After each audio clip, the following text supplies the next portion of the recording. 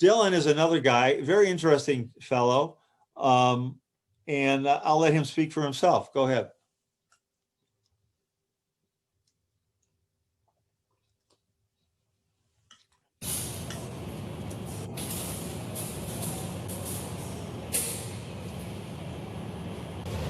Who are you?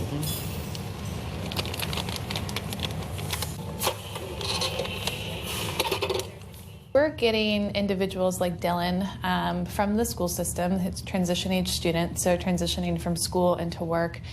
And what we've had the good experience of doing with them is going through kind of 10 to 12 week long internships, which are basically just assessment experiences on steroids. So he was just able to be in each internship experience for a lot longer. And he had 3 different experiences, one on the labor and delivery unit, one in the laboratory services department, and one in the emergency department. It took all 3 internships for us to kind of find the right ticket for Dylan. Looking fun. Skill that we call peel packing, where we take individualized instruments and sterilize them separately from a tray version, if you will, with multiple instruments. Again, it's a very time-consuming task. It has to be done specifically in a certain way. Dylan has several types of supports that he uses while he's working, and they've been ongoing as his needs have changed and as his tasks have changed and as we've noticed different behaviors. But this is one that we use to try. We've spent a lot of time working on emotional identification for Dylan and how he's feeling that day. Because what we've learned through this process is that if he comes in on a good note and can get started on time, then he's usually good throughout the day. And as we were trying to fade support, we were trying to identify at what point in time we needed to be called in from staff in order to come in and provide support to get him started. So this is the volcano scale that Dylan uses, and he filled this out with his school staff, and then we did it again while we were here. These are some additional volume supports for him. We can just point and say, okay, you're way up here on your volume when you need to be down here. And then, you know, by showing him that, we can go up and ask him, where are you right now in your volume? And so, you know, he'll hear that and then follow through by pointing on the chart. And it's pretty interesting to see that sometimes he's just not aware of where his volume is. We don't even know if he's aware that, you know, he's doing it out loud. He doesn't use these ones nearly as much because we were able to fade the supports, but we keep them there just in case a new coworker comes on and wants to learn more about Dylan. Initially, one of the job coaches would fill this out with him. He would get a plus or a minus if he completed the step, and now Dylan keeps track of this himself. But Dylan had a really hard time staying focused with his work. He did a lot of stimming, so he would kind of, he really likes deep pressure, so he would press into his face and squeeze his body.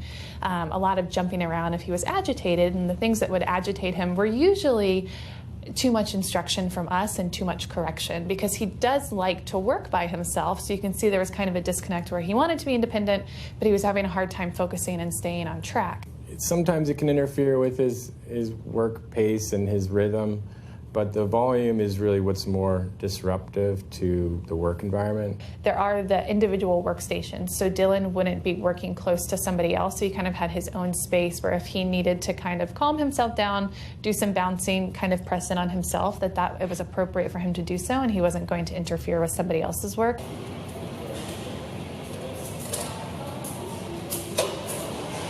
If you can match him to an environment that allows him to do some of his stimming, take some of his time to kind of process things, then as far as getting the work done, as far as counting and doing those sorts of things, he's going to get it done. 100.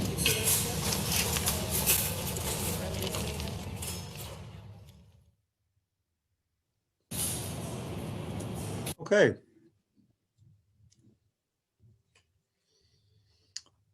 So we're coming near an end. I've only got another handful of slides here, not that many to share with you, but I don't think I would do justice to this presentation if I didn't at least address a little bit about how do we get people that are still in high school to work. So let's go ahead and take a look at a couple of slides and what some of the more recent research has taught us about this. What are some of the predictors of post-school success?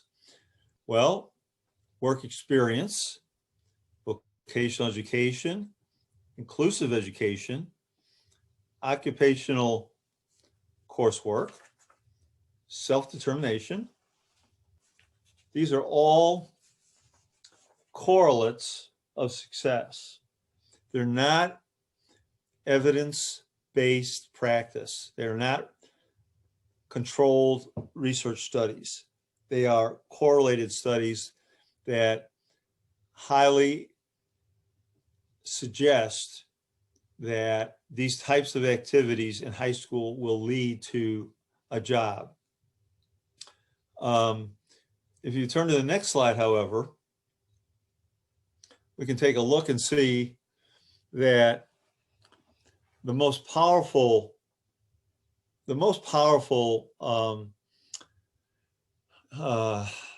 behavior that young people with disabilities, of all disabilities, can do before they lose the mandated special education law that the federal government gives them through the Individuals with Disabilities for Education Act, is to actually have a job before they leave high school. So previous paid work experience prior to graduation has been repeatedly shown to be a strong predictor. And in fact, one of my colleagues, Eric Carter from Vanderbilt University, is conducting through one of our R&T centers a randomized clinical trial that is going to provide some evidence-based research that shows that people that have had jobs before they left school, as opposed to those that didn't, were more likely to have employment on follow along. But we do know that internships such as Project Search, and those are some of the examples you've been seeing, Strength on Success, the Marriott program, and there's others, along with apprenticeships, some of the community college activities, post-secondary education activities that have been going on, dual enrollment. Those are all things that lead very nicely into employment. What you want is a seamless, you don't want people going home and sitting at home with no work. Okay, go ahead. I think we'll skip this last video here because I'd like to share with you one last tool that one of our colleagues have developed, and then leave about 20 minutes or so for comments or questions, whatever you'd like to do. Businesses are saying to us, and have been, how do you measure whether our workplace culture is really inclusive enough for workers with disabilities? We want this to happen, but we don't really know how to measure it. So the person that I mentioned earlier that is so brilliant, Fong Chan, he and his team from the University of Wisconsin, Tim Tansey and others, have been developing and have validated a reliable tool, go ahead, that is called the Disability Inclusion Profiler. And it's set for executives, and it's also set for middle management to utilize. There's a number of domains that you can utilize to evaluate yourself pre-test and post-test. And some of the practices are like communicating the commitments, the infrastructure that they've put in place, for example, within their HR department and resources. Do they have disability management specialists? Have they allocated funding for disability inclusion training? Have they set utilization goals for employment? That would be at the executive level, okay? And then at the middle management and the staff level, are these managers helping to create paid internship programs or summer disability employment programs? How well have they created MOUs, partnership agreements with state voc rehab agencies, or partnered with community rehab organizations so that they could put in place a preferred vendor operation? So for example, if you want to work with, Nextera, or you want to work with Dominion, or you want to work with Duke as a utility, and they prefer to only have one vendor working with them. Have you put that in place, and not necessarily be the only person ever that would refer, but would be the primary person that Nextera would go to, or Duke or Dominion would go to, okay? And other opportunities also there for disability inclusion training at the department level, all right? So what we've tried to do with this tool, and we'll be putting it into place, we hope in the next couple of years, will be to show businesses how this really scientifically developed tool that Dr. Chan developed with 460 businesses could be used to facilitate evaluating whether your business is actually becoming a business-friendly culture to people with disability. That would be really helpful for the supply side to know and to see. But I think it's going to cut both ways, which really that brings me kind of really to the end, because in many ways what I've tried to do here, and I thank you for your attention. I know it was an awfully long presentation, and I'm sorry we could only get 500 into the room here. I hope that I was told that there was 1,000, 1,200 people that had signed up. I don't know whether that's true, but it had to be over in the YouTube, on the YouTube side. I hope that's worked for you. And please now, without the videos, I have no problem at all with sharing the link with you.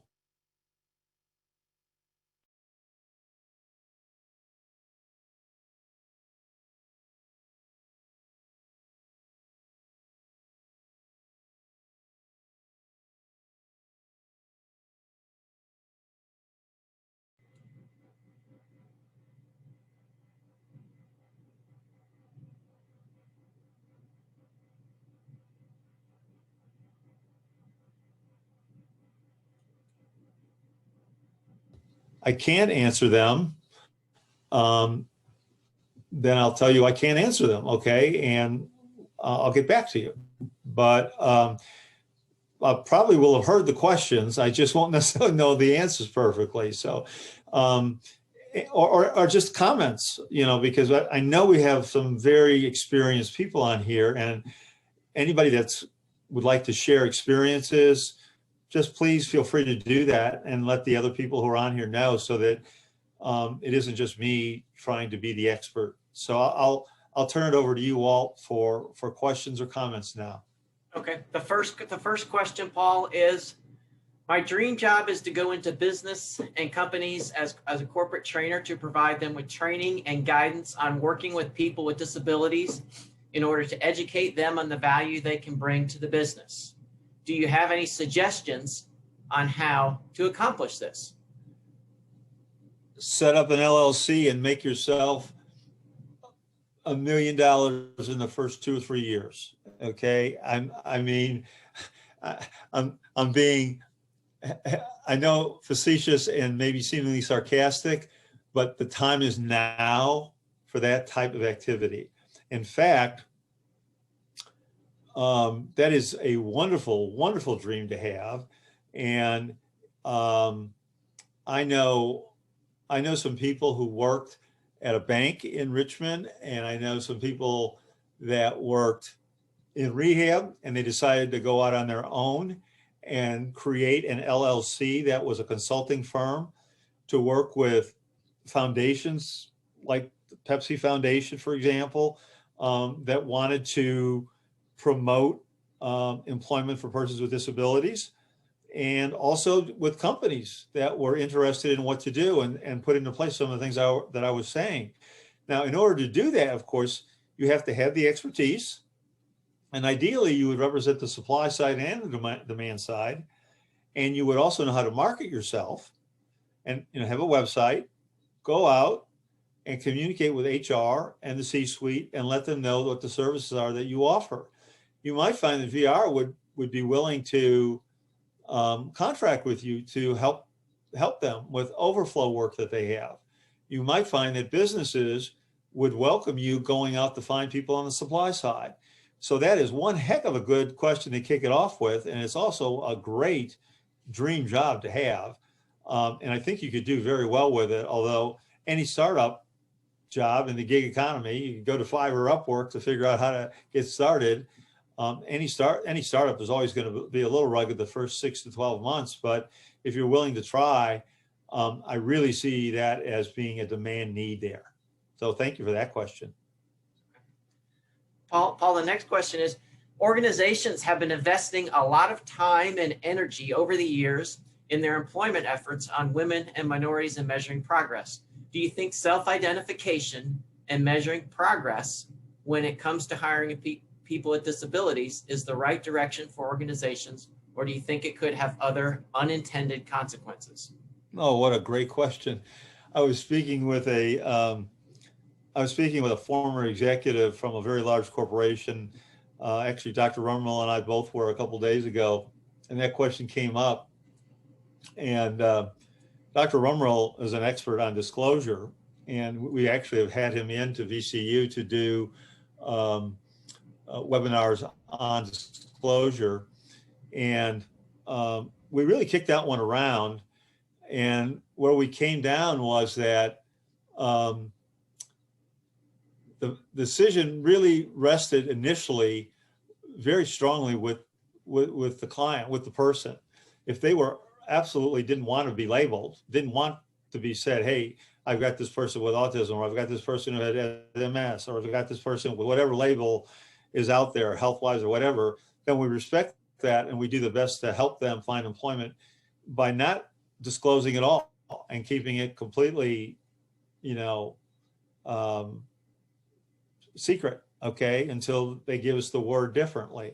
On the other hand, if a client is like, well, I don't really care, then I think my view has always been it's not necessarily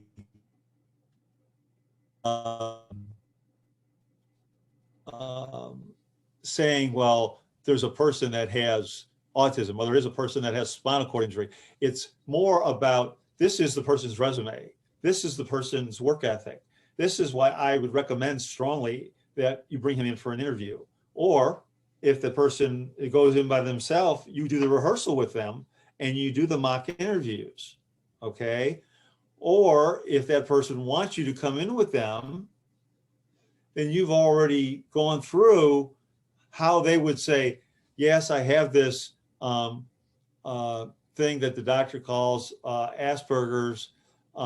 However, as you can see from my resume, I have done several internships here.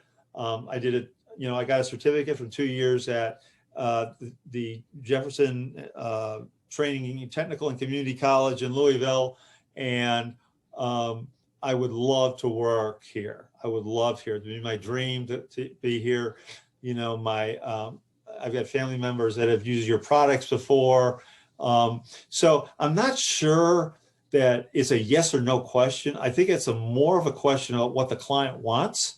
And then depending on what the client wants, figuring out the best way to share it with the employer. Remember that first 3 to 5 minutes that I gave you, that is not bull. That impression management is critical, all right? And the risk that employer problem for me, and he's smiling the whole time, but he's already made his mind up. On the other hand, maybe if you put that out there and you show, look, this is what I got, but the reality is I got a lot more strengths and I really want this job and I will work like crazy and my internships were here. In other words, I can do this. That you swing the person that way, okay? I mean, we just don't know, any of us, whether we have a disability or not, we don't know what that bias is when we meet people the first time. I guess it's kind of like Match.com or Bumble or something, okay? You're match dating, you're meeting somebody for the first time, you don't really know until you're there. So that's a great question. And, it's the best answer that I can give.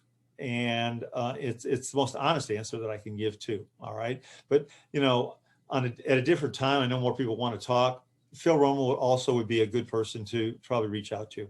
Okay, Walt, who else we got? This next question is, how has the pandemic impacted supported employment and customized employment placements? Yeah, great question. In fact, Arun Karpoor from Autism Speaks, he's Dr. Karpoor is a chief scientific officer there, I think, asked that same question. And he and I, after the summit, working with Paul Shattuck and Dave Wittenberg, came up with an idea to actually ask that question to 5 people who had been working before the pandemic and continued working, lost their job and was brought back. And we've just completed those 5 case studies of those people. I was involved with all of them. They were 60 minutes, 45 minutes each. And we've sent them to Autism Speaks, and they're going to be using them and making them public probably within the next few months would be my guess. And I'll share a little bit what came out of that. It really was all over the board, and this was just with people with autism, but the pandemic obviously laid off a lot of people. And when it first hit in March and April and May, not only people with disabilities, but all people were getting hit very hard, all right? But then as more masking occurred and more social distancing occurred, and the pandemic was not quite as virulent as we went through the summer, some of the people were brought back. And what we were able to notice was that some of the people that we had placed were able to come back. And our rehab agency actually in Virginia made some funds available to help facilitate that. And I think that may have happened in some of the other states as well. It's interesting. Some of the people who were employed for a while that were laid off in the pandemic, they didn't go to Social Security, they got unemployment benefits because they'd already been working.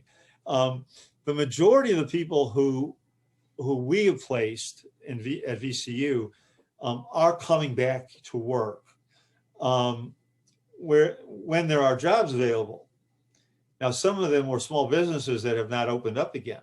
So we've had to replace that way and look for jobs for people. In all, the question is a great question. I would say it's been pretty much your basic nightmare, okay, on everybody, because some people have kept their jobs, but they have anxiety. And I would expect 2021 is going to be the same thing. Fear of the vaccine, the side effects, things that go along with that. So it's a great time. You know, it's a great time. Sit here and say, you know, always fine. It isn't all going to just be fine. We're going to have to make modifications in the jobs that we look for people with, even now, as we provide job coaching support for people that are virtualizing, because we have people that are placed in jobs that are working virtually. So we have to provide job coach support virtually for people.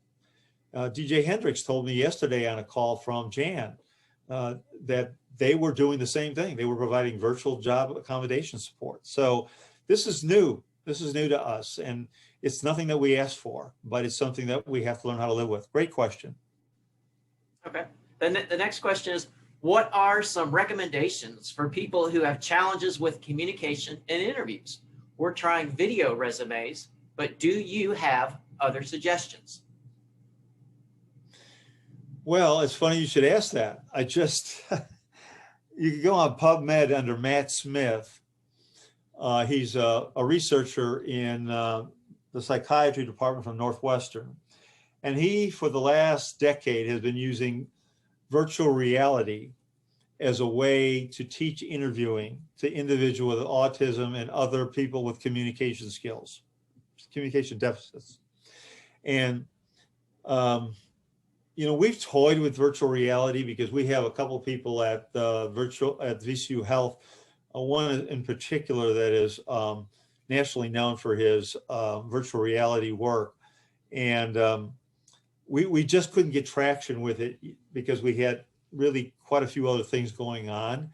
But what I would tell you is, if you believe me related to impression management, then, and please do, that the interviewing is very important. And I did not used to pay attention to it nearly as much as I have now, okay? If you can get to an interview, those first few minutes are going to be very important. And you know, certainly behavioral rehearsing what the questions may be is a good thing to do in mock interviews. But what I keep coming back to, what would I do if I wasn't working at VCU and I wanted to work at, oh, I'm going to pick on DARS, okay, our Virginia DARS. Before I would go in for my interview with Dee Dee Batten, I would find out all the good things that they've done the last 5 years. Or if I was going to go to work for somebody at the Virginia Division for the Blind, or I was going to work for, you know, pick an agency, okay, I would, in those first 5 minutes, be trying to let them know that I know what they're about, and not try and sell myself so much, but sell them that I know what they do and I want to be part of that team, okay? And so I think if you practice that frequently, even if it comes out a little funny, or if the person doesn't communicate that well and they need some help with either a talking device or, you know, or a job coach, if you're turning it on what that business is about, that lets the business know that you've thought about them and you want to be on their team. That's the way I would approach it, okay? And again, these questions are excellent, Walt. I mean, they are hitting right at the guts of where we need to be in 2020. So next question, please. Okay. Next question is, how can we encourage IEP teams for transition age youth to contact with regional centers to provide job coaching for students? Okay, I need that person to tell me a little bit more what a regional center would be. I know in California they have regional centers. Is this person from California or? We do not know where the person is from. We do not have that information. Okay. Let me take that on a broad level. On a broad level, with the new law, the Workforce Innovation and Opportunity Act, 15% of the dollars are supposed to go from the state VR agencies to the public schools to provide what's called pre-employment training services, which could be internships, which could be occupational education, job shadowing, some of the things we talked about before. And in fact, that's what many agencies are doing. That some agencies are struggling with it, trying to figure out what works best because it's relatively new. But that is a mechanism for the schools to reach out to their rehab counselor in the area. For example, in Virginia, I'm sorry to keep using Virginia, but that's where I've been my whole life. Okay, and I'll use Virginia and Kentucky because they're both doing it really well. Okay, in Virginia, we're using the money partly for certain rehab counselors to be designated as transition specialists that work with school districts or schools. And so a school could reach out to them and ask them how to get services or how to get money for some of their kids that are getting ready to graduate. In Kentucky, they're doing a beautiful thing. Okay, in fact, they're doing a study, you know, with us on one of our R&T centers. They have over, I think 104 is what Harold Kleiner told me. There's 104 community rehab counseling partnerships between the schools and OVR in Kentucky, where they team up together so that when individuals our sophomores and juniors, as they move into their senior year, these teams are ready for them, and they have experiences, internships, dual enrollment. Remember, I've been talking about work, but a lot of kids will go to community college, and that may be paid for by VR. It may not be. Okay, it may be paid for by the IEP. All right, and that's where the dual enrollment comes in. So with the new law, it's called WIOA, and it will be reauthorized in the next few years, I think. It's supposed to be fairly soon. You have an opportunity for both the school and the VR service to work together. In fact, that's what the founders of this law wanted in Congress. Okay, and I think that's a broad version. Okay,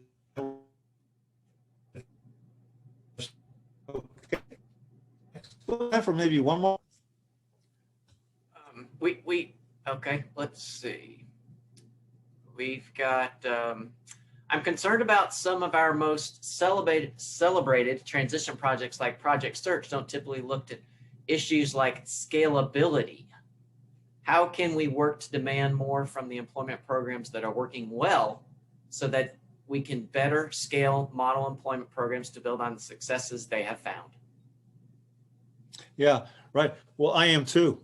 Okay, I couldn't agree with you more.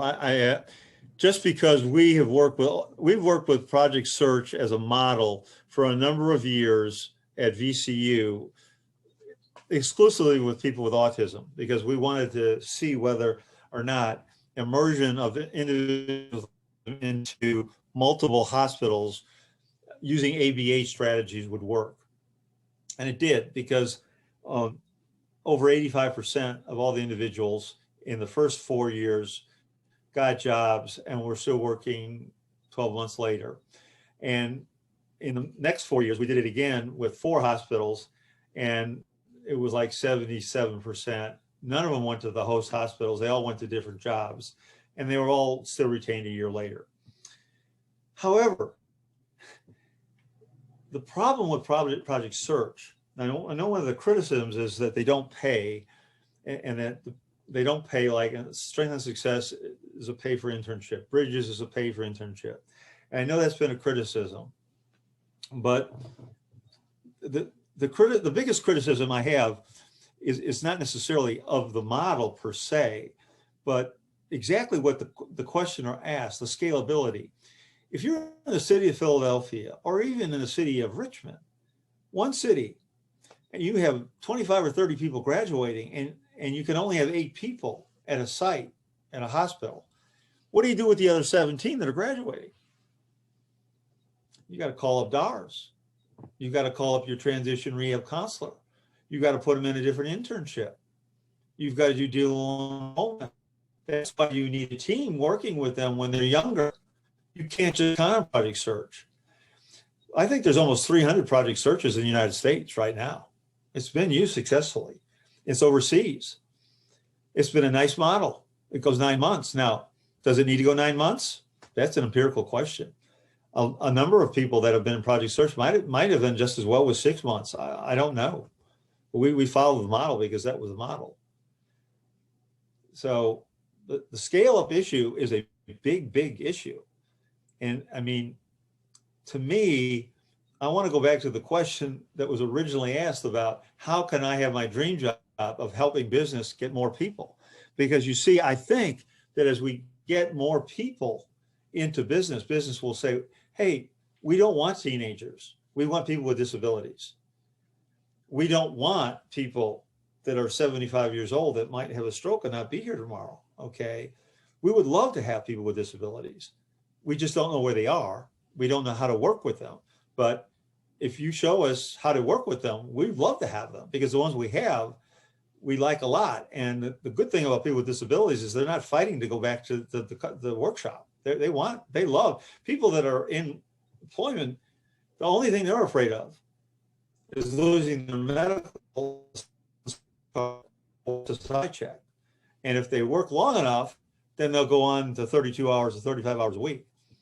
But no, the scale up issue is, you know, I use Project Search and the videos because And each hospital is anywhere from 50 to 75 departments, and you learn many, many skills, and you have to navigate a lot. And it's a very nice laboratory for having to deal with different job activities and tasks and soft skills. So it's a nice laboratory, but I'm not trying to turn everybody into a hospital employee. That's not what I'm saying. And I am concerned about it being scaled up. I would rather see us take the whole armamentarium of things that we have. Like, we have dual enrollment. We have community college straight up with education coaches. We have straight up employment, customized employment coming out of high school. While they're still in high school, they can work part-time, seasonality in the summer. We have strength on success. That's another, semester-long internship that can be used, okay? So the real question for the kids coming out of high school is, are we going to let them have jobs by the time they're juniors and seniors and know how to get jobs? Or are we going to send them home and hope eventually that they can get in to VR, and hope eventually, if they can't get into VR, that Medicaid waiver will pick them up? And they won't, because there's not enough in most states. Okay, I mean, they're just not. I mean, we have people that started 2012 still waiting for slots in 2021. Okay, so there hasn't been enough money. So it's a great question. Tell you what, if there's any more questions, I'll take one more, because I haven't had a bad question yet. And I don't know that I'm answering well, but the questions are extremely, they're very knowledgeable. The people are very knowledgeable, and they are making me happy that people are sophisticated enough to answer them more thoroughly. I'll take one more question. Okay. The next question. Can you explain more about the Milestone program that you mentioned that Virginia Voc Rehab implemented, and how was Alyssa paid? Okay. Great question. The Milestone model actually, I think, started in Oklahoma years and years and years and years ago, when they wanted to pay for support employment at different intervals. And in places like Wisconsin did the same thing. And Joe Ashley, who now I think has his own company, very smart guy, rather than set up a huge Milestone program for all the vendors in Virginia, at least that I was aware of, did not want to keep the entire model going, and for Project Search, throughout the state, even though there were more and more searches going on, it was costing more and more money for VR. I think we ran this number for VDO for now, 743 that have been in Project Search currently. And that's throughout the entire state. So there's about maybe a dozen, 15, 18 programs. And this is year after year. And we had a thing about the 40%. And the Milestone model came up because every 10 weeks, the rotations came to an end. Now, since I haven't handled this day in, day out the way Jennifer does, I may have some of this wrong, but I'm pretty sure I'm right. Okay. Every 10 weeks, the rotation was going on. And if it was successful, we get a small amount of money. Everybody that came in, no matter how severe or autistic they were, they became immediate clients, VR. So when they were placed as 26s. And when they were finally placed at the end, there would be a final Milestone payment. And so those dollars would come in this case, VCU had a fund that would allow us to use, and we would help pay Alyssa with that fund. And then we also had some grant dollars, and we would use some of the grant dollars. Now, Alyssa had to do some research as well. She was collecting data, because this was a research program that we did for 10 or 12 years. So we used some of the money that came in from Virginia DARS and the Milestone in a program revenue account that was allowed by the feds.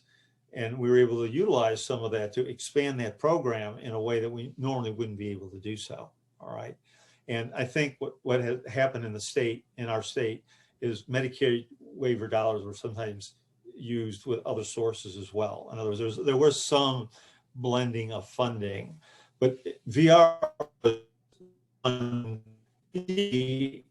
got things started originally at one site in Virginia in 07 or 08, I think it was. And then after that, we came in around 2009 and started working just with autism, and then more and more around the state, from down in the Southwest to Newport News to Northern Virginia, Prince William. It's been a successful program. But to the question of scalability, I mean, if you have hundreds and hundreds and hundreds of kids like you do in Prince William County and Loudoun County, you can't possibly use Project Search as your only vehicle. It won't work. It's one way, and it's nice to have it, but you have to have other ways to exit these young people and not have them just sit at home. Okay, so it's a great question, and if I butchered some of it, email me, or probably before I get off, shut the phone off, Kathy will email me and tell me I got half of it wrong, but I'm pretty sure that's the way it ran. Okay, I'm going to stop here. I've taken enough of your time, and I know I've been a little redundant and everything, but I hope you've taken something away from this, and it was worth to use. And any comments before I part?